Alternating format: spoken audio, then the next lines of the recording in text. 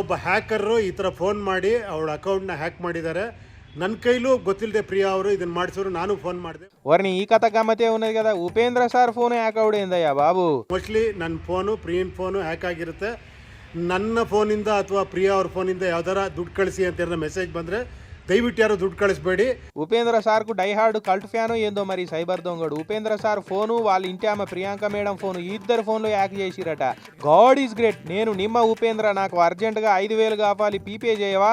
God is great. నేను నిమ్మ ఉపేంద్ర అని నాకు అర్జెంటుగా 10,000 కావాలి, రేపు మళ్ళీ ఇదే టైంకు పంపిస్తా, క్యాబేజీ పే చేయవా అని ఎవరన్నా మెసేజ్ పంపించినా ఫోన్లు చేసినా అసలే పైసలు పంపకూరి, నా పేరుతోటి ఎవడు పైసలు అడిగినా ఇయ్యకూరని సార్ ఇట్లా సోషల్ మీడియాలో వీడియో బయటకి ఇడిచిపెట్టిండు.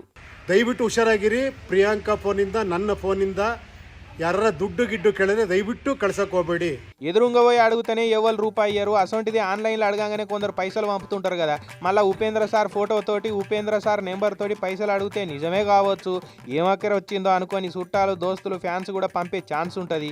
తీసుకునేది ఎవడో బదనాం అయ్యేది సార్ కాబట్టి ముందు జాగ్రత్త కొద్దీ ఎవడు నా పేరుతోటి పైసలు అడిగినా పంపకూరని ఫ్యాన్స్ను దోస్తులను అలర్ట్ చేసిండు సారు. చూసిరు కదా, సెలబ్రిటీల ఫోన్లకే దిక్కులేదు. ఇక మనసొంటి సామాన్యుల ఫోన్లు హ్యాక్ చేసుడు ఎంతసేపు. కాబట్టి ఫోన్లకు వచ్చే అడ్డమైన లింకులు ఓపెన్ చేయకూరి, యాప్లు ఇన్స్టాల్ చేయకూరి, ఏపీకే ఫైల్ డౌన్లోడ్ చేయకూరి, ఓటీపీలు చెప్పకూరి. ఏమంటున్నావు?